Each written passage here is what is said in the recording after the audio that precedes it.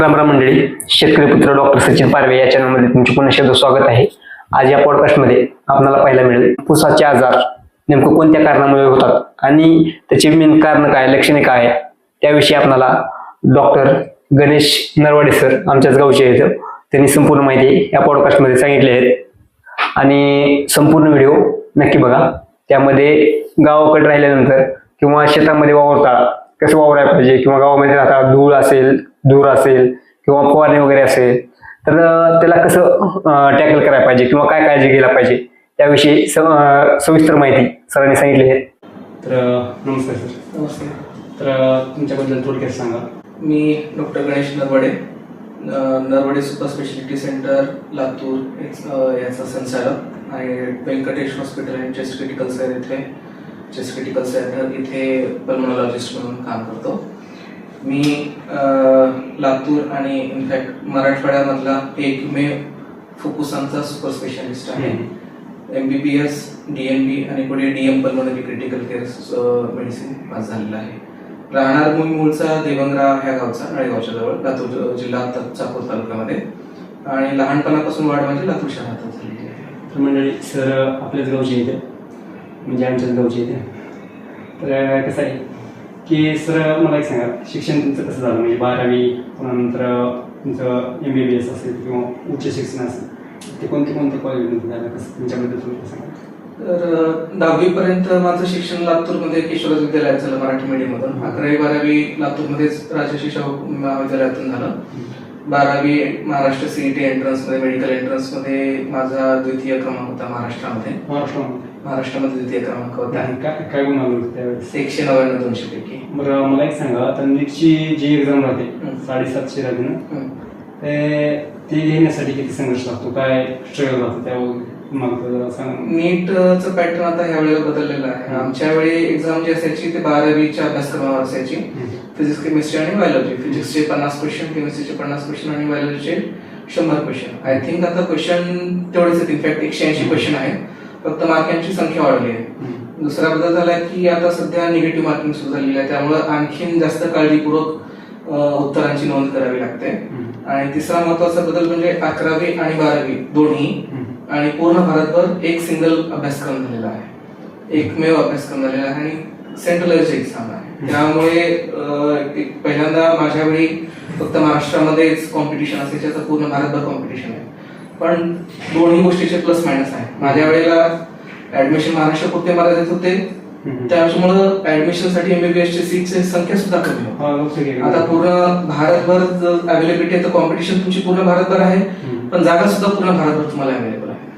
तर दोन्ही गोष्टींचे प्लस मायनस आहेत. आणि मला वाटतं की मेन अडथळा आता सध्या जो आहे 11वी 12वी दोन्हीचा अभ्यासक्रम आहे आणि त्यामुळे विद्यार्थ्यांना आणखीन चांगल्या पद्धतीनं प्रिपरेशन करावं लागतं. सध्या नीटची तयारी करणार त्या विद्यार्थ्यांना ऍक्च्युली माझी आता महाराष्ट्र एंट्रन्स 20 वर्ष झाले, तर अभ्यासक्रम मला बदललेला आहे, पॅटर्न एक्झामचा बराच बदलला आहे. पण प्रत्येक गोष्टीमध्ये, प्रत्येक एक्झाम मध्ये पॅटर्न शेवटचा पॅटर्न एकच राहतो की तुम्ही अभ्यास व्यवस्थित करा. अभ्यास व्यवस्थित करा म्हणजे वेळच्या वेळेला अभ्यास करा, झोपेच्या वेळेला झोप घ्या.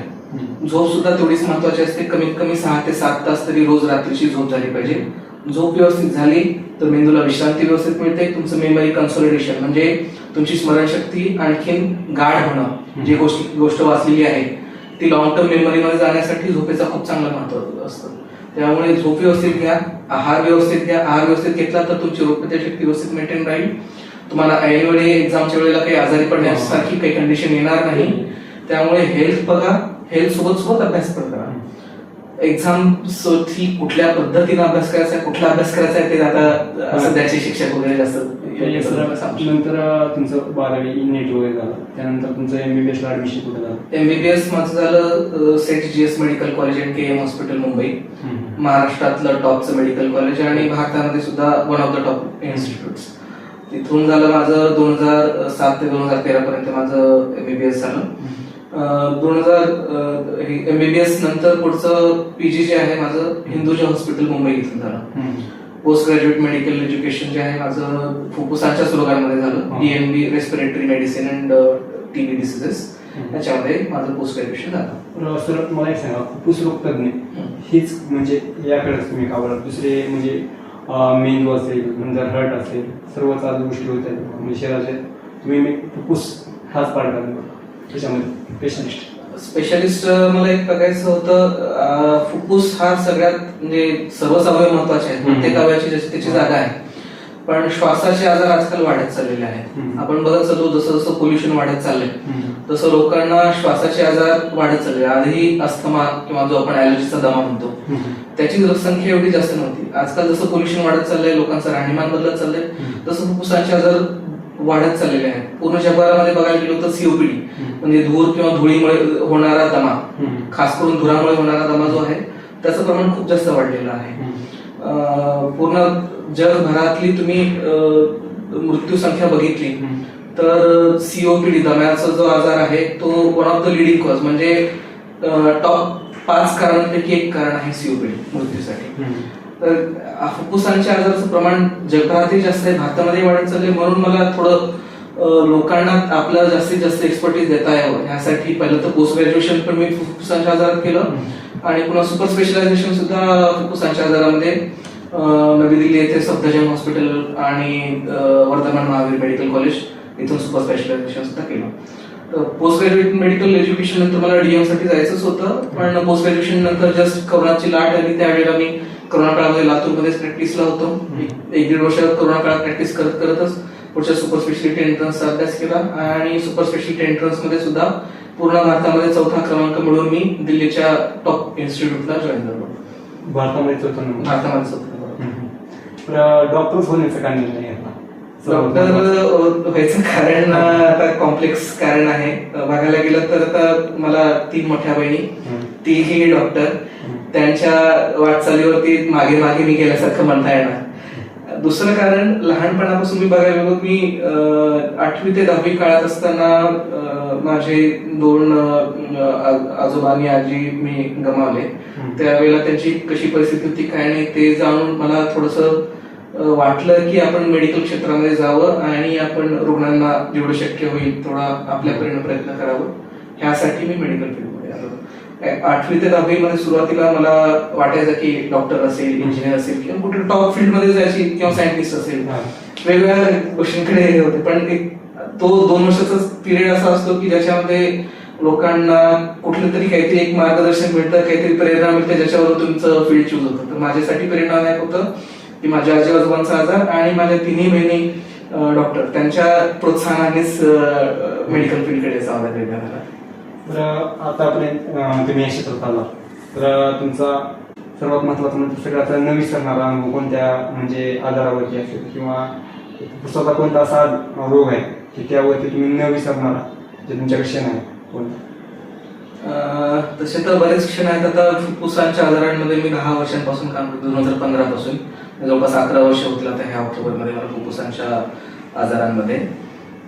प्रसंग तसे बरेच आहेत, पण एक सगळ्यात सॅटिस्फाईंग म्हणजे खूप आपल्याला ऍज अ डॉक्टर आनंद देणारा आणि रुग्णांसाठी सुद्धा एकदम सॅटिस्फाईंग इन्सिडेंट जो असेल ते म्हणजे दुर्बिणीद्वारे फुफ्फुसामध्ये श्वासनळीमध्ये अडकलेली वस्तू काढली. फॉरेन बॉडी रिमूव्हल म्हणतो आपण त्याला.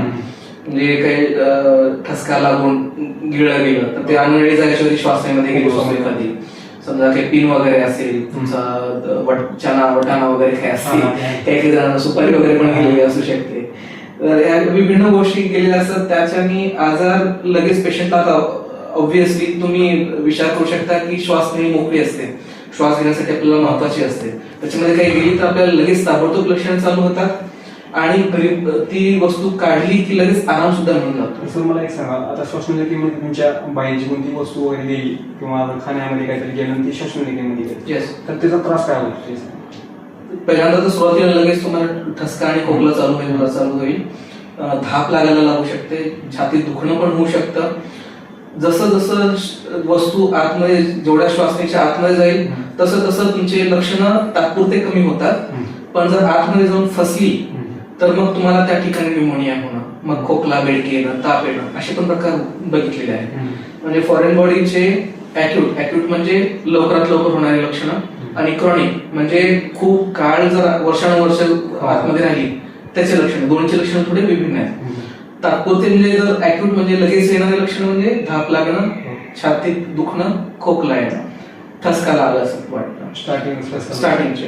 आणि वर्षानुवर्ष जी अडकलेली असते त्याच्यामध्ये सारखं न्यूमोनिया होणं, खोकला बेडके पडणं, बेडक्यामध्ये रक्त पडणं, असे पण प्रकार होऊ शकतात. काही काही जणांना फुफ्फुसाचा भागच खराब होऊन जातो, तिथे वस्तू जिथे अडकलेली आहे तेवढा पुरता मर्यादित सेगमेंटल ब्रॉन्किटिस म्हणतो, म्हणजे ज्या फुफ्फुसाच्या श्वासनीच्या ज्या पार्ट मध्ये श्वास बाहेरची वस्तू अडकलेली आहे त्याच्या पुढचा भाग खराब होऊन जातो, आणि मग तो खराब झालेला भाग एकदा ती वस्तू काढली तरी सुद्धा मग आयुष्यभर खराब होतो. त्यासाठी लवकरात लवकर निदान आणि उपचार होणं गरजेचं आहे. आणि निदानासाठी लवकरात लवकर सस्पिशन असणं महत्वाचं, म्हणजे तुम्ही आजार तो असं श्वासनीमध्ये काही गेलेलं असू शकतं ह्याचा पण विचार तुमच्या डॉक्टरांच्या मनामध्ये असला पाहिजे. लवकरात लवकर निदान झालं की लवकरात लवकर दुर्बिणीची तपासणी, जर श्वासनीमध्ये जर वस्तू अडकली असेल ती लवकरात लवकर काढणं, जेवढ्या लवकरात लवकर काढाल तेवढ्या लवकरात लवकर तुमची लक्षणं लवकर बरी होतील, आणि पुढे चालून भविष्यामध्ये जर त्याचे काही आणखीन दुष्परिणाम होणार असतील तर ते दुष्परिणाम तर आता फुफ्फुस निरोगी ठेवण्यासाठी, चांगलं ठेवण्यासाठी सर्वात चांगल्या गोष्टी किंवा कोणत्या सवयी महत्वाची? एक तर जनरल हेल्थ मेंटेन करण्यासाठी दोन गोष्टी तर मी तुम्हाला सांगेल की एक आहे रोजचा व्यायाम आणि प्राणायाम. दोन्ही गोष्टी करणं, व्यायाम प्राणायाम दोन्हीने पूर्ण शरीर निरोगी राहतं, हृदय निरोगी राहतं आणि फुफ्फुस निरोगी राहायला मदत होते. तुमचा व्यायाम झाला पाहिजे. व्यायामासोबत प्राणायाम सुद्धा करायचे, डीप ब्रिदिंग एक्सरसाइज म्हणजे लांब लांब श्वास घेणे, ह्याच्या कसरती सुद्धा महत्वाच्या आहेत. रोजचा डेडिकेटेड अर्धा ते 1 तास तुमच्या शरीरासाठी तुम्ही द्या. एक्सरसाइज करा, व्यायाम करा, प्राणायाम करा. प्राणायामाचे सुद्धा विभिन्न प्रकार आहेत. त्यातल्या त्यात फुफ्फुसासाठी अनुलोम विलोम प्राणायाम जो आहे तो खूप चांगला आहे. लांब दीर्घ श्वास घेणे, श्वास रोखून धरणे आणि हळूहळू श्वास सोडणे, हळूहळू श्वास सोडणे. अनुलोम विलोम प्राणायाम खूप चांगला आहे. काही एक्सरसाइजेस जे आहेत ते फुफ्फुसाचा आजार असणाऱ्या व्यक्तींनी थोडस टाळलेलं बरं असतं. फॉर एक्झाम्पल तुमचं कपालभाती प्राणायाम आहे, एकदम भरभर श्वास घेतला जातो. फुफ्फुसाचे काही आजार भरभर श्वास घेण्याने वाढू शकतात.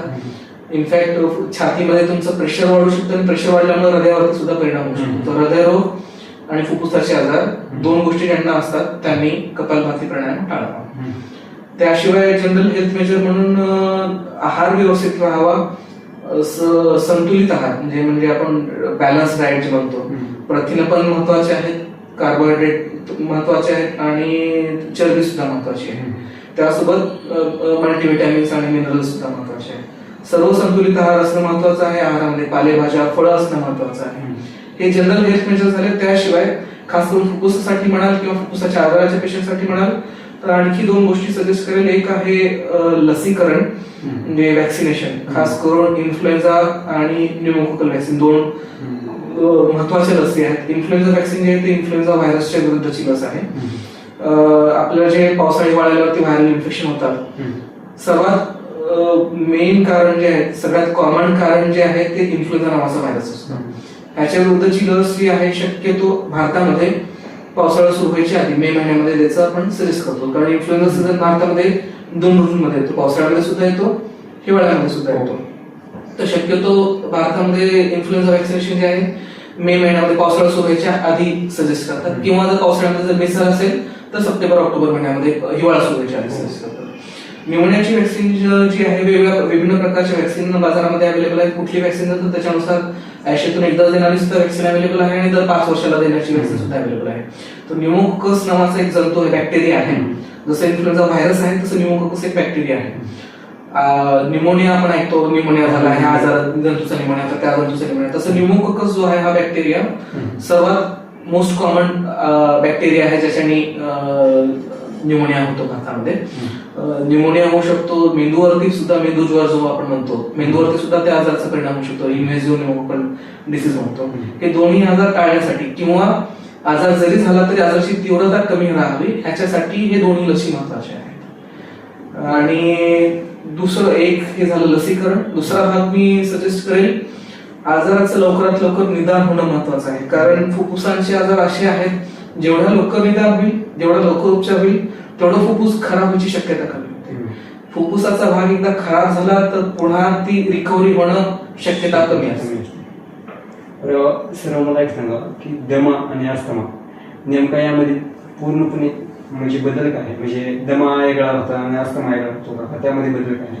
दमा हा दोन्ही पण दमा आणि अस्थमा एकच राहतात. दमा हा मराठी शब्द आहे जो वेगवेगळ्या मेडिकल टर्मिनॉलॉजीजला कंबाईन करतो. दमा म्हणजे दम लागणे.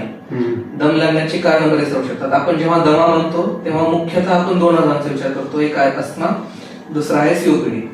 दोन्ही आजार व्हायची कारण वेगळी आहेत, दोन्हीची उपचार प्रणाली वेगळी आहे. अस्थमा जो आहे हा शक्यतो ॲलर्जीमुळे किंवा रक्तामधल्या इओसोफिल नावाच्या ॲलर्जीच्या पेशा वाढल्यामुळे किंवा रक्तामध्ये ॲलर्जीच्या अँटीबॉडीज आयजी वाढल्यामुळे होणारा आजार असतो. अस्थमा जो आहे हा अनुवंशिक आजार आहे. तर सीओपीडी आजार जो आहे हा वातावरणातल्या विभिन्न घटकांमुळे फुफ्फुस जे डॅमेज होतात, खराब होतात, त्याच्यामुळे होणारा दमा. तर दम्याचे दोन प्रकार, मुख्य दोन प्रकार, बाकी आणखी विभिन्न बरेच प्रकार आहेत. मुख्य प्रकार दोन, अस्थमा आणि सीओपीडी.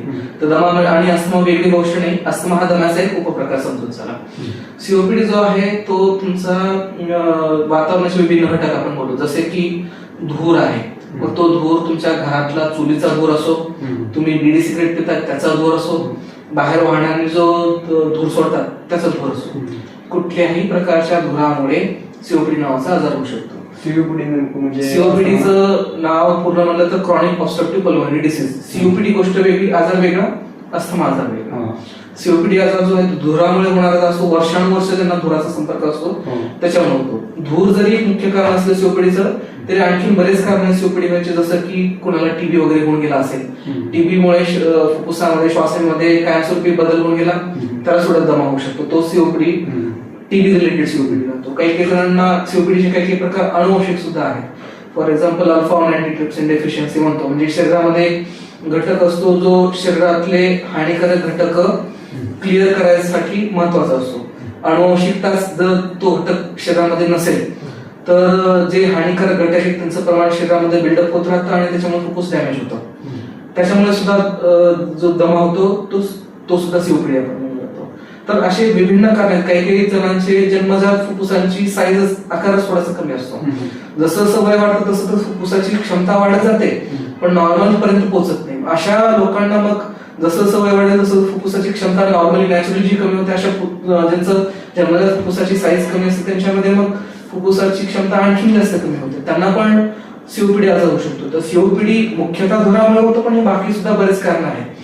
तर मेन फरक अस्थमा आणि सीओपीडी मध्ये, अस्थमा हा मुख्यतः अलर्जीचा आजार आहे, सीओपीडी हा कायमस्वरूपी फुफ्फुसामध्ये आणि श्वासनीमध्ये बदल झाल्यामुळे, श्वासनी खराब झाल्यामुळे होणारा आजार आहे.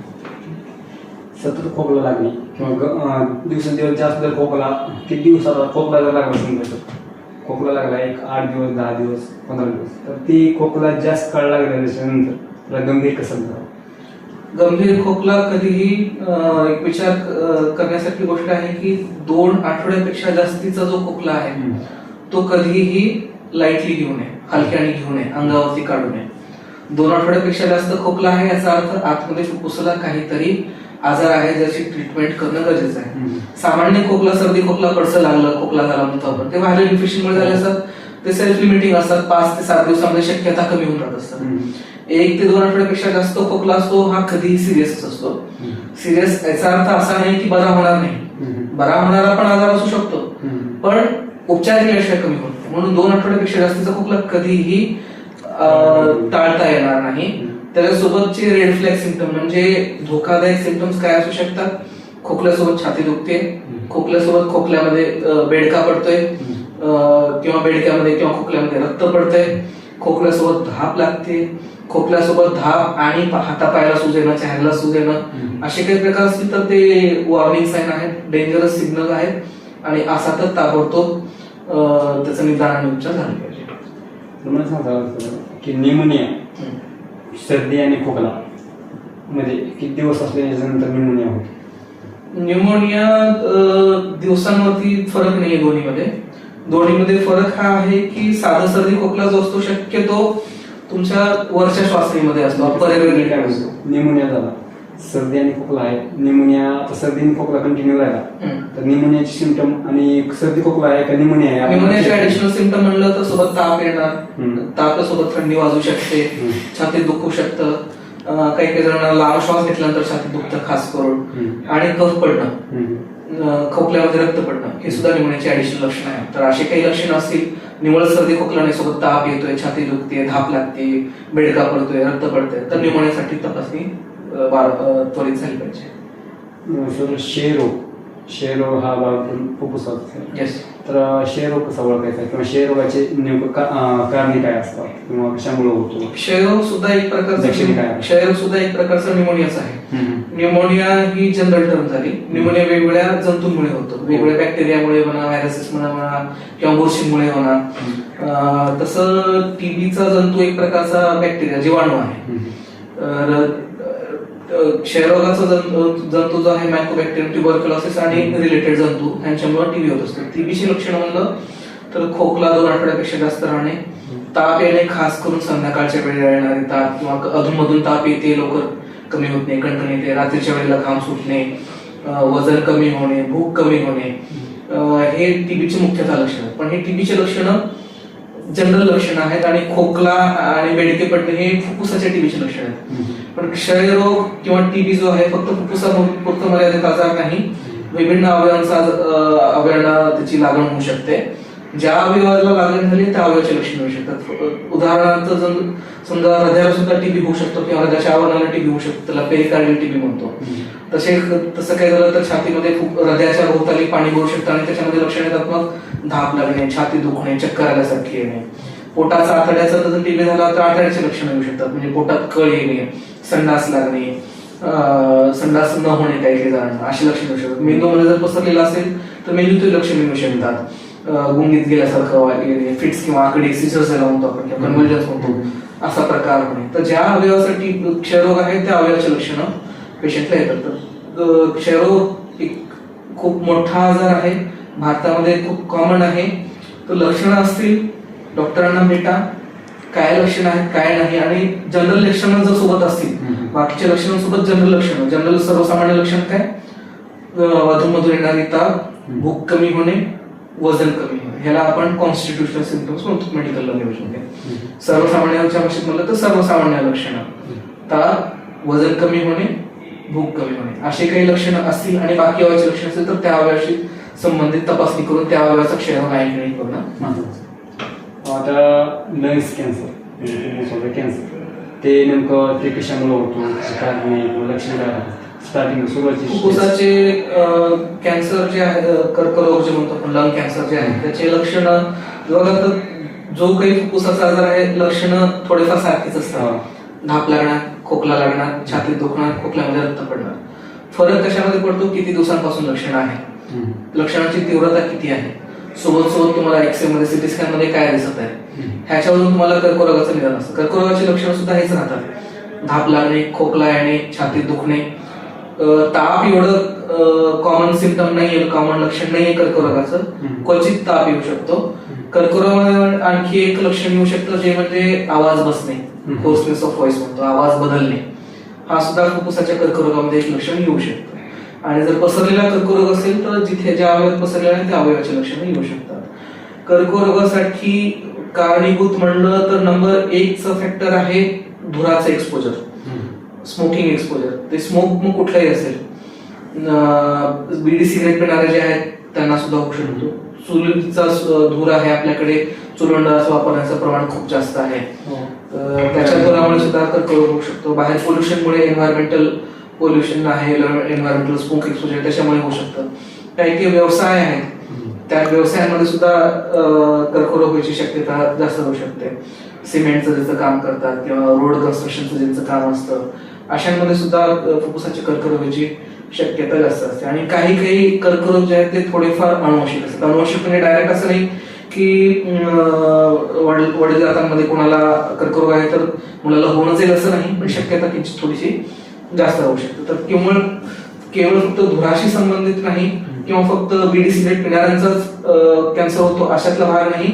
बीडी सिगरेट न पिणाऱ्यांमध्ये सुद्धा बाकी धुराचं एक्सपोजर असेल किंवा बाकी आणखी काही उद्योगांमध्ये तुमचं काही एक्सपोजर असेल तर त्याच्यामुळे सुद्धा फुफ्फुसाचा कर्करोग होऊ शकतं. आणि फुफ्फुसाचा कर्करोग लवकरात लवकर निदान करणं गरजेचं ह्याच्यासाठी आहे की जेवढं लवकर निदान तेवढं जास्त आयुष्य वाढतं. एका स्टेजच्या पुढे गेलं तर ऑपरेशन सक्सेसफुल होत नाही, मग किमोथेरपी आणि बाकी उपचार करावे लागतात, पण आयुष्यामध्ये लिमिटेड राहतात. त्याच्यामुळं तुम्हाला जर लक्षणं असतील तर ताबडतोब त्याची तपासणी करणं गरजेचं आहे. आणि आणखी एक गोष्ट सांगू इच्छितो की बीडी आणि सिगरेट पिणारे जे आहेत, एक मुख्य कारण सांगितलं आपण लंग कॅन्सरचं, तर ह्यांच्यामध्ये नॉर्मल माणसांपेक्षा बीडी पिणाऱ्यांना धोका, बीडी सिगरेट पिणाऱ्यांना धोका जास्त राहतो. जेवढे जास्त वर्ष तुम्ही प्याल तेवढा धोका जास्त राहील, आणि जेवढं लवकर तुम्ही बीडी सिगरेट प्यायचं प्रमाण बंद कराल तेवढं तेवढा धोका तुमचा कमी होतो. धोका पूर्ण नाहीसा होत नाही. आयुष्यात तुम्ही कधी ना कधी सिगरेट फुकली असेल तर नॉर्मल माणसापेक्षा रिस्क थोडीफार तरी जास्तच राहणार, पण जेवढ्या लवकर तुम्ही बीडी सिगरेट प्यायचं बंद कराल तेवढा पुढचा धोका फुफ्फुसात कॅन्सर झाल्याची शक्यता कमी होते. लोकांमध्ये एक गैरसमज बऱ्याच पेशंटकडून ऐकतो, सर मी तर बीडी प्यायचं 30 वर्षापूर्वी बंद केलं होतं, मला आता कसं काय झालं. आतमध्ये धूर जाऊन बसला तो बसला. म्हणून पहिली गोष्ट कधी आपण सांगतो, एक तर सवय चालू करू नये, बीडी सिगरेट प्यायची सवय चालू करू नये, कारण एकदा सवय झाली तर कधी ना कधी जरी बंद केली तर थोडीफार रिस्क तुमची राहणारच आहे. बंद करण्याचं कारण महत्वाचं त्याच्यासाठी की जेवढं लवकर तुम्ही बंद कराल तेवढे व्हायची रिस्क कमी होते. म्हणजे जर जो 50 वर्ष बीडी पिणारा किंवा सिगरेट पिणारा माणूस आहे त्याला जेवढी रिस्क आहे, जेवढा धोका आहे, त्याच्यापेक्षा कमी रिस्क ज्यांनी 5 वर्षामध्ये बंद केली आहे त्याला. ऑफकोर्स न पिलेल्यापेक्षा तर जास्तच राहणार 5 वर्ष करणार आहे, पण 50 वर्षापेक्षा तरी धोका कमी राहील. याच्यासाठी बीडी आणि सिगरेट पिणं जेवढ्या लवकरात लवकर तुम्ही बंद कराल तेवढं चांगलं आहे. मला एक सांगा सर की आता सायंकाळी काही जर झोपल्यानंतर घोरतो किंवा आवाज येतो, श्वास घेतो, तर त्याचा काय आपण काही प्रॉब्लेम बघू शकतो? घोरणं किंवा स्नोरिंग जे आहे झोपेच्या आजाराचं लक्षण ठरू शकतं. प्रत्येकच लक्षण असणाऱ्यांना झोपेचा आजार असेल असं जरुरी नाही, पण घोरण्यासोबत जर बाकीचे लक्षण असतील, म्हणजे उदाहरणार्थ झोपेमध्ये श्वास अडकून दचकून जाग येते किंवा दचकून जाग येत नाहीये, पण कोणीतरी ऑब्झर्व केलंय की एक 10 सेकंद 10 मिनिट तुमचा श्वास बंद राहतोय आणि मग पुन्हा दीर्घ घेऊन श्वास घेऊन परत श्वास चालू होतोय, याचा अर्थ आतमध्ये कुठेतरी श्वासाला धोका व्हायला लागला झोपेमध्ये. ह्याचे लक्षण म्हणजे काय, श्वासाला धोका होतोय, झोपेमध्ये श्वास बंद पडतोय, त्याच्यामुळे झोपेमध्ये तुमचं ऑक्सिजन लेवल कमी होतं. श्वास मुख्य आहे, श्वासातूनच ऑक्सिजन मिळतो आपल्याला. ऑक्सिजन लेवल त्यातली कमी झाली की मग हृदयावरती दाब येऊ शकतो, मेंदूवरती दाब येऊ शकतो. मेंदूला जी रात्री विश्रांती व्हायला पाहिजे ती विश्रांती होत नाही, आणि मग त्याचे पुढे जाऊन लक्षण म्हणजे सकाळी उठल्यावरती चिडचिडपणा होणं, झोप व्यवस्थित न झालं वाटतं, आणखी झोपायला पाहिजे असं वाटतं, काही काही जणांना डोकेदुखी होऊ शकते, काही काही जणांना ह्याच्या पुढची स्टेज म्हणजे दिवसा झोपेचं प्रमाण वाढतं, म्हणजे बसल्या ठिकाणी डुलकी लागणं. काही काही जणांना एवढी जास्त त्रास, एवढा जास्त आजार होतो की बोलता बोलता सुद्धा काही काही जण झोपी जाऊ शकतात, काही काही जण ड्राईव्ह करताना, गाडी चालवताना झोपी जाऊ शकतात. त्यामुळे हे फक्त घोरणं हे एक लक्षण जरी असलं तरी ठीक आहे, पण घोरण्यासोबत बाकीचे काही लक्षण आहेत की तुम्हाला रात्री श्वास अडकून दचकून जाग येते का, रात्री झोपेमध्ये श्वास तुम्हाला कळत नसेल पण कोणी बघितलं आहे का झोपेमध्ये श्वास तुमचा बंद पडलेला, दिवसा तुम्हाला जास्त झोप येते का, असे काही लक्षण असतील तर स्लीप ऍपनिया नावाचा आजार असण्याची तुम्हाला शक्यता आहे.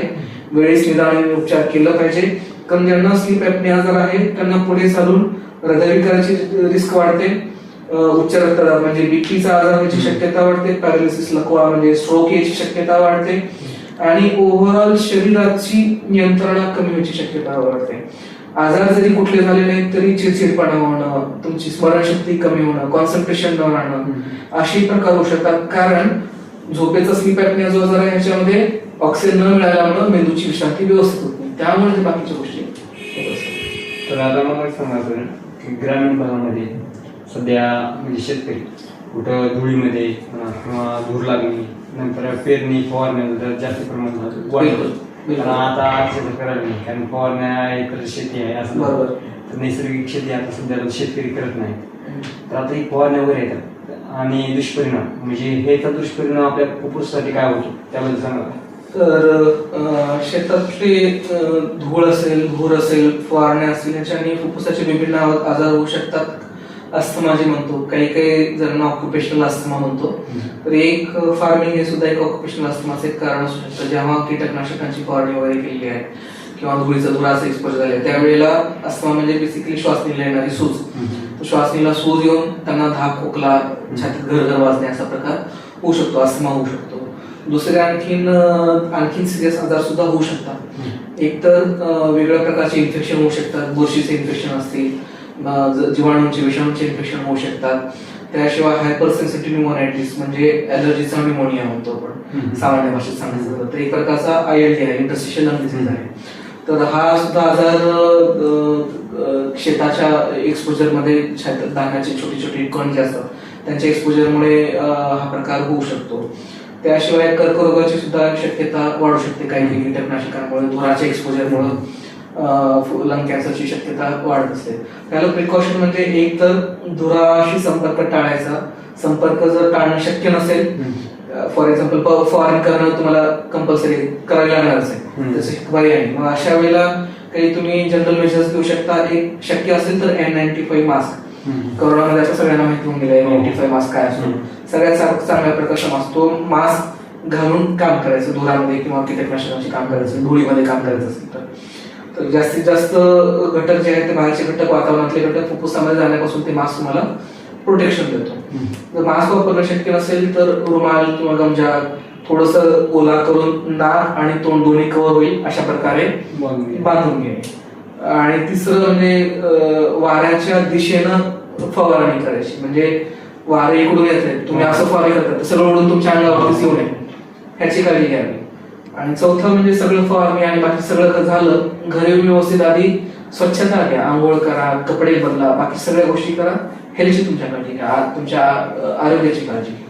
ह्या गोष्टी महत्वाच्या आहेत. सर सध्याला काय झालंय, गावाकडची चुलीवरती जास्त प्रमाणात चुलीवर स्वयंपाक होतो, ज्यामुळे जास्त धूर लागतो. येस, महिलांसाठी जास्त म्हणजे खूप त्रासदायक गोष्ट आहे. आपल्याकडे आता जे म्हातारपणांमध्ये जे COPD दमा जे म्हणतो आपण जास्तीत जास्त, कारण आपल्याकडे ग्रामीण रुग्णांमध्ये मुख्य कारण खास करून स्त्रियांमध्ये आहे चुलीचा धूरच आहे.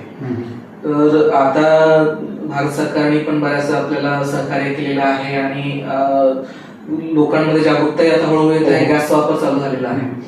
शक्यतो जेवढं शक्य आहे तेवढं चुलीचा वापर टाळावा, गॅसचाच वापर करावा. जिथं चुलीचा वापर करणं कंपल्सरी आहे, गरजेचंच आहे, गॅसचा वापर शक्य नाही, आर्थिक गोष्टी म्हणा किंवा बाकी इतर गोष्टी म्हणा, तर अशा गोष्टींमध्ये मग प्रिकॉशन घेऊ शकता की बंद खोलीमध्ये चूल असू नये. म्हणजे बंद खोलीमध्ये धूर जमा होऊन राहतो, दुष्परिणाम जास्त होतात.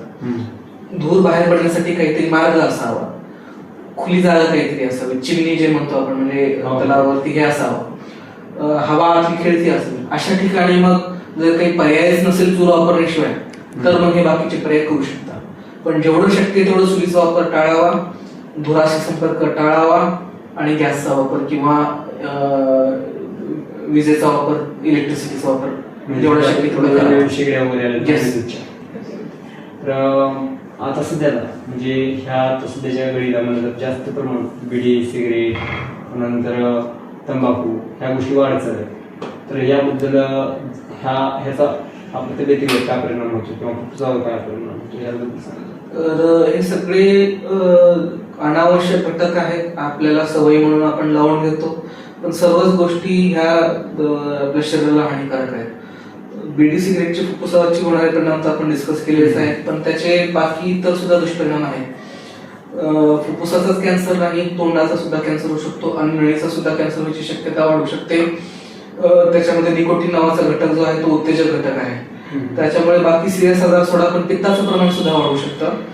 आणि बाकी सिरियस गोष्टी तर आहेतच. निकोटीनच्या उत्तेजकतेमुळं BP व्हायची शक्यता वाढते, हृदयरोग व्हायची शक्यता वाढते, स्ट्रोक, पॅरालिसिस व्हायची शक्यता वाढते.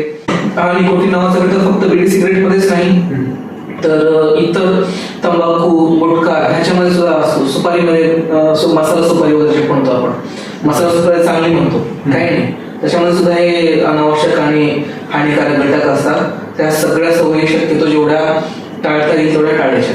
ज्यांना सवय आहे त्यांनी जेवढं जमेल तेवढं बंद करायचं. ज्यांना सवय सुटत नाहीये त्यांच्यासाठी आजकाल आधुनिक विज्ञानामध्ये तुम्हाला सवय सोडवण्यासाठी सुद्धा विभिन्न औषधं आलेली आहेत, ज्याच्याने ज्यांना सवय सुटत नाहीये किंवा काही काही जणांना आता एवढी सवय लागलेली असते की बंद केलं की चिडचिडपणा होणं, हात थरथर कापल्यासारखं होणं, असे वेगळे विड्रॉल सिम्पटम्स येतात. तशी लक्षणं येऊ नये त्याच्यासाठी सुद्धा औषधं आहेत. तुमची सवय सुटवण्यासाठी सुद्धा वेगवेगळी औषधं आलेली आहेत. तर कोणी हताश होऊ नये की माझी सवय सुटत नाहीये, त्यांना मदत करण्यासाठी आपल्याकडे पर्याय आहेत. सर आपण हृदय आणि फुफ्फुस याचा पण काही समज काय नेमकं हृदय आणि हृदय आणि फुफ्फुस दोघं भाऊ आहेत. दोघांचं मिळून काम असतं. फुफ्फुसाचं काम असतं वातावरणातला ऑक्सिजन जो आपण श्वासाद्वारे आतमध्ये घेतो तो ऑक्सिजन वातावरणातल्या हवेतला ऑक्सिजन काढून रक्तामध्ये पोहोचणं. हृदयाचं काम आहे हे रक्तामध्ये जे ऑक्सिजन आलेलं आहे ते ऑक्सिजन असलेलं रक्त शरीराच्या विभिन्न अवयवांना पोहोचवतं. मेंदूला पोहोचवतं, बाकी लिव्हरला, आतड्यांना, हातापायांना, तुमचे स्नायू जे आहेत मसल्सना, सगळ्याच अवयवांना रक्त पुरवठा करणं, रक्त तिथपर्यंत पोहोचवून देणं हे हृदयाचं काम. दोन्ही सोबत चालतात. फुफ्फुस पण हृदय पण दोन्ही आपल्या शरीरासाठी आरोग्यासाठी महत्वाचे आहेत आणि दोघांचं फंक्शन एकमेकांवरती अवलंबून आहे. फुफ्फुसाच्या आजारांचा हृदयावरती पण परिणाम होऊ शकतो, हृदयाच्या आजाराचा फुफ्फुसावरती पण परिणाम होऊ शकतो. त्यामुळे दोन्ही आजाराची लक्षणं सुद्धा तुम्हाला थोडीफार सारखीच दिसतील. कारण दोघांचं काम आहे रक्त आणि ऑक्सिजन असलेलं रक्त पुरवठा करणं. दोघांपैकी कुठलाही आजार झाला तर दोघांमध्ये लक्षणं सारखे असू शकतात. तुमचं धाप सुद्धा दोघांमध्ये लागते, छातीत दुखणं सुद्धा दोघांमध्ये येऊ शकतं. तर हे दोन सारखी लक्षणं झाली. विभिन्न लक्षणं म्हणलं तर फुफ्फुसाच्या आजारांमध्ये खोकला, कफ पडणं, बेडके पडणं हे ऍडिशनल लक्षण असतात. हृदय रोगामध्ये छाती दुखणं, छाती जड होणं, हातापायाला सूज येणं हे लक्षण येऊ शकतात. फुफ्फुसांच्या आजारांमध्ये सुद्धा येऊ शकतात कारण शेवटी अल्टिमेटली दोघं सोबत काम करतात. फुफ्फुसाच्या आजारांमुळे जर हृदयावरती परिणाम झाला तर फुफ्फुसाच्या आजारांमध्ये सुद्धा हातापायाला सूज येऊ शकते. हृदयाच्या आजारामध्ये सुद्धा खोकला आणि बेडके येऊ शकतात जर हृदयाच्या आजारामुळे फुफ्फुसामध्ये पाणी साठलं. हृदयाचा आजार आहे, हृदयाचं काम आहे रक्त पुरवठा करणं. हृदयाची पंपिंग व्यवस्थित होत नसेल तर रक्त मागे चढवून राहतं. रक्त मागे जे अडून राहिलेलं आहे फुफ्फुसाकडून हृदयाकडे रक्त फुफ्फुसामध्ये चढून राहिलं तर त्या रक्तातलं पाणी फुफ्फुसामध्ये साचायला लागतं. त्याला पल्मोनरी एडिमा म्हणतो. त्याच्यामध्ये खोकला सुद्धा येऊ शकतो. म्हणजे असं नाही की खोकला फक्त फुफ्फुसाच्या आजारात येतो, छातीत दुखणं फक्त हृदयाच्या आजारामध्ये येतं असं नाही. दोन्ही आजारामध्ये दोन्ही लक्षणं सुद्धा येऊ शकतात. तर आता सांगा की सर श्वास लागणे किंवा हृदयाची लक्षणे असतील, फुफ्फुसाचे रोग असतील किंवा हे कसे होतात म्हणजे आता ही फुफ्फुसाचा आजार आहे आणि हे हृदयाचा आजार आहे त्याबद्दल तुम्ही सांगितलं थोडं. येस, लक्षणं सेमच असतात. पुढच्या गोष्टी आता तपासणीमध्ये तुम्हाला काय सापडतं. मी स्टेथोस्कोप मध्ये श्वास ऐकत असतो पेशंटचे, श्वास कसे चालू आहेत. फुफ्फुसाचे आजार असतील तर श्वासामध्ये बदल थोडे वेगळे असतात. हृदयाचे आजार असतील तर त्याच्या श्वासामध्ये वेगळे बदल असतात. हृदयाच्या त्रासाची तुम्हाला ECG छातीची पट्टी म्हणतो आपण, त्याच्यामध्ये तुम्हाला हृदयरोगाचे लक्षणं दिसून येतात. एक्सरे जे आहे ते आपण नेहमी फुफ्फुसासाठी करत असतो. त्याच्यामध्ये हृदयाचे सुद्धा काही आजार दिसून येतात. म्हणजे हृदयाभोवताली पाणी साचलं असेल किंवा हृदय मोठं झालं असेल ते सुद्धा एक्सरे मध्ये दिसतं. पण एक्सरे हा मुख्यतः फुफ्फुसाच्या आजार बघण्यासाठी असतो. ECG असेल, पुडिको म्हणजे हृदयाची सोनोग्राफी, त्याच्यामध्ये तुम्हाला हृदयाची लक्षणं दिसून येतात. तर फक्त निव्वळ लक्षणांवरून दोन्ही आजारांमध्ये कुठला आजार हे सांगणं अवघड असतं. शक्यता जर खोकला असेल तर फुफ्फुसाचा असण्याची शक्यता जास्त, छाती दुखणं, पायाला सूज असेल तर हृदयाचे आजार असण्याची शक्यता जास्त. पण दोन्ही आजारांमध्ये दोन्ही लक्षणं येऊ शकतात. शेवटी अल्टिमेटली डॉक्टरला तुम्हाला तपासून श्वास कसे आहेत, हृदयाचे ठोके कसे आहेत, बाकीची आणखी लक्षणं काय आहेत, रक्तातली ऑक्सिजनची लेवल किती आहे, तुमचे हृदयाचे ठोके किती पडतात, दर मिनिटाला किती ठोके पडतात, हृदयाचे ठोके कमी जास्त होत आहेत का, श्वासामध्ये श्वासाच्या ऐकण्यामध्ये काही बदल येत आहेत का, बाकी आणि हे तपासणी सोडून आणखी लॅब तपासणी म्हणजे तुमचे एक्सरे असतील, ECG असतील, रक्त तपासणी असतील, ह्याच्यावरून तुम्ही ठरवू शकता की फुफ्फुसाचा आजार आहे की हृदयाचा आजार आणि मग त्याच्यानुसार पुढची ट्रीटमेंट. सर मला सांगा की सर्दी झाल्यानंतर कंटिन्यू काही जण इनहेलर वापरतात, त्याची सवय लागू शकते का? बिलकुल नाही. एक तर पहिली गोष्ट, सर्दीसाठी आपण इनहेलर देत नाही. इनहेलर जो आहे तो आपण दम्यासाठी देतो, अस्थमा किंवा COPD दोन्ही आजारांसाठी. इनहेलर सुद्धा एक औषधाचा एक प्रकारच आहे. तुम्ही खाणाऱ्या गोळीपेक्षा हे तुम्ही ओढ्याची पंप किंवा इनहेलर ओढ्याची गोळी जी आहे त्या माध्यमातून देतात. तर औषधाचं फक्त माध्यम वेगळं आहे, औषध टाकणंच आहे. इनफॅक्ट तुम्ही इनहेलरने जे औषध देता त्याचे शरीरावरती दुष्परिणाम खूप कमी आहेत. उदाहरणार्थ सांगतो, तुम्ही खायची काही गोळी खाल्ली, पहिल्यांदा जाणार अन्ननळीतून पोटात जाणार, पोटातून ते गोळी पोटातून म्हणा किंवा आतड्यातून म्हणा पचन होऊन रक्तात येणार आणि रक्तातून मग जाऊन तुमच्या फुफ्फुसापर्यंत पोहोचणार. पण फुफ्फुस सोडून बाकी अवयवापर्यंत पण रक्त जातच आहे. तर ते गोळी जी आहे प्रत्येक दुसऱ्या अवयवावरती पण जाते. तर त्या गोळीचं असं बाकीच्या अवयवांवरती सुद्धा होऊ शकतो. त्याचे साईड इफेक्ट दुष्परिणाम सुद्धा बाकीच्या अवयवावरती होऊ शकतात आणि तुम्हाला फुफ्फुसापर्यंत रक्तातला फक्त काहीच घटक पोहोचतो. त्याच्यामुळं जर तुम्ही खाण्यावरती गोळी मागितली तर त्या गोळीचा डोस सुद्धा तुम्हाला जास्त द्यावा लागणार.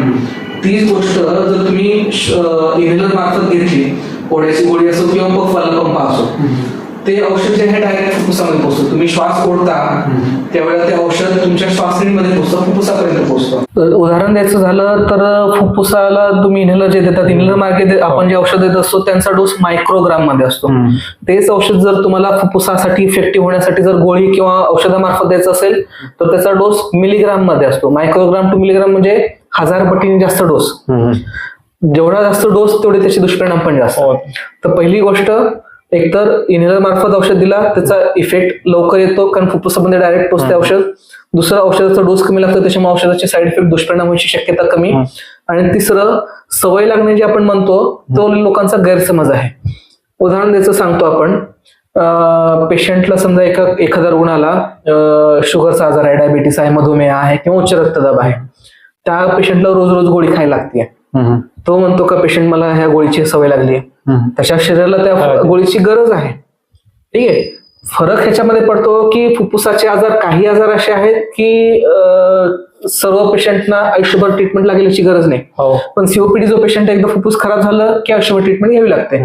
मग सीओपीडी पेशंटला पण दमा खोकला लागतो, अस्थमा पेशंटला पण दमा खोकला लागतो. सीओपीडी अस्थमाचे पेशंट सीओपीडीच्या पेशंटकडे बघतात, ह्याला तर रोज रोज इनहेलर लागायला लागले, मी पण इनहेलर घेतलं तर मला रोज रोज सवय लागेल. तसं नाहीये. अस्थमा हा ॲलर्जीचा आजार आहे.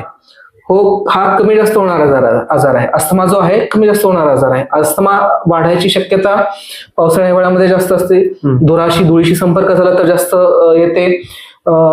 ॲलर्जन जे म्हणतो, एरो ॲलर्जन, तुमचे पोलन ग्रेन म्हणजे परागकण असतील, धान्याचे बारीक बारीक कण असतील, तुमच्या उदाहरण द्यायचं झालं तर तुमच्या घरी काही पाळीव प्राणी वगैरे असतील, कुत्रा म्हणजे त्याचे केस वगैरे असतील, तुमच्या बेडशीट मध्ये छोटी छोटी किडे असतील, डस्ट माइट म्हणतो आपण ते असतील. अशा ॲलर्जिक घटकांमुळे अस्थमा वाढत असतो.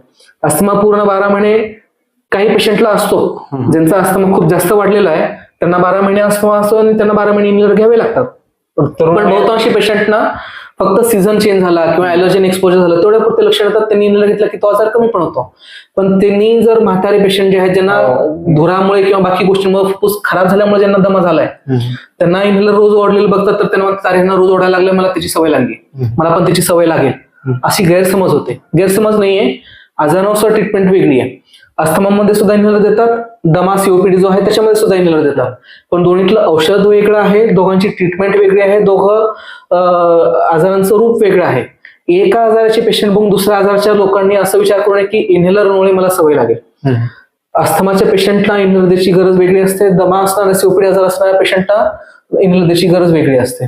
सीओपीडी ज्यांचं फुफ्फुसच खराब झालंय त्यांना रोज रोज इनहेलर घ्यावंच लागणार. जसं शुगर बीपी आहे पेशंटला, गोळी घेतली नाही तर शुगर वाढणार, गोळी नाही घेतली तर बीपी वाढणार.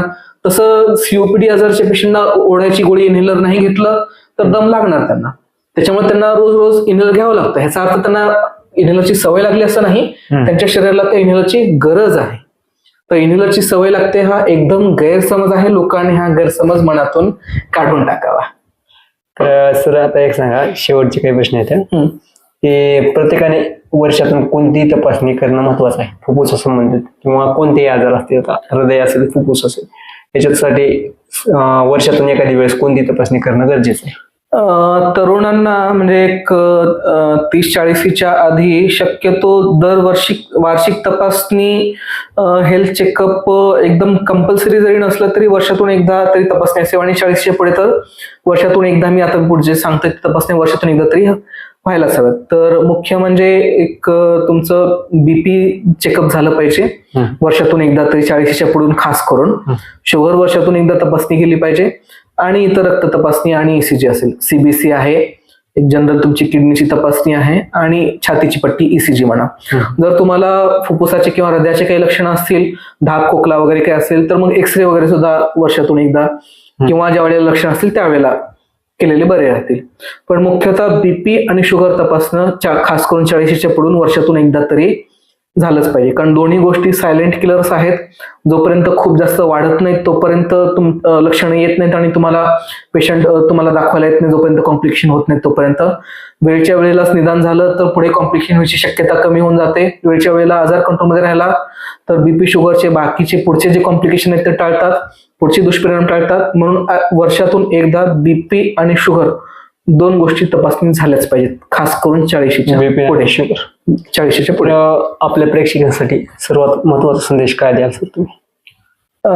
महत्वाचा संदेश शेवटचा म्हणून मी सांगतो. पुन्हा एकदा आपण आता बरंच डिस्कस केलेलं आहे, त्याच्यातल्याच काही गोष्टी रिपीट असतील. एक, वाईट सवयींपासून दूर राहा, बिडी, सिगरेट, गुटखा, तंबाखू, पान मसाला. दुसरं, रोजच्या रोज व्यायाम करा, प्राणायाम करा, आहार तुमचा व्यवस्थित ठेवा आणि धुराच्या ठिकाणी, धुळीच्या ठिकाणी, कारण बाहेर पोल्युटेड ठिकाणी, पोल्युशन असलेल्या ठिकाणी जात असाल तर मास्कचा व्यवस्थित उपयोग करा. दुसरं आणखी एक सांगू इच्छितो, कोणी आजारी असेल तर आपण बऱ्याचदा बघतो की पेशंट खोकलतोय पण तोंडावरती काही हात पकडत नाही, रुमाल पकडत नाही. जर टीबी सारखा संसर्गजन्य आजार असेल, न्यूमोनिया, टीबी हे संसर्गजन्य आजार आहेत. जंतूंमुळे, जीवाणूंमुळे, विषाणूंमुळे किंवा टीबी सारख्या जीवाणूंमुळे पसरणारे आजार आहेत, एका माणसापासून दुसऱ्याकडे पसरणारे आजार आहेत. तर आपण खोकत असताना शक्यतो एक चांगली सवय बाळगावी, एक तर तोंडावरती हात किंवा रुमाल पकडा, किंवा सगळ्यात चांगलं जो आजारी आहे त्यांनी पण मास्क घालावा आणि आजारी माणसाला भेटायला कोणी आले असतील तर त्यांनी सुद्धा मास्क किंवा रुमाल बांधावा, जेणेकरून आजारी माणसांपासून जे निरोगी आहेत त्यांना तो आजार पसरणार नाही. रॅपिफाईड बोनस. आता सर्वात महत्वाचं की आरोग्यासाठी सर्वात महत्वाची सवय कोणती आहे? सर्वात महत्वाची सवय आहार व्यवस्थित राहणे, व्यायाम करणे आणि व्यवस्थित झोपणे. 3 गोष्टी महत्वाच्या. एक चुकीची सवय ही लवकर सोडावी. वाईट व्यसन कुठल्याही पद्धतीचं असेल, कुठल्याही गोष्टीचं असेल, तंबाखू, गुटखा, सुपारी, पान मसाला, दारू, कुठलंही असेल. प्रत्येक घरात एक आरोग्यविषयक एक गोष्ट असायला हवी.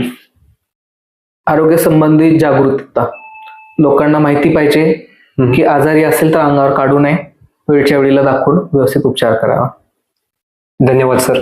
फुफ्फुस आणि हृदयाबद्दल आणि संपूर्ण आजाराबद्दल माहिती व्यवस्थित सांगितली त्याबद्दल धन्यवाद. आपल्या चॅनलवर सर तुम्ही चांगली माहिती दिलात त्याबद्दल तुमचा आभारी आहे.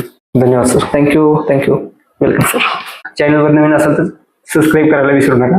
आणि काय तुम्हाला जसा प्रॉब्लेम वाटला तर सरांनी पत्ता सांगितलाच आहे, तर सरांकडून एकदा ट्रीटमेंट जरूर घ्या. जय हिंद, जय महाराष्ट्र.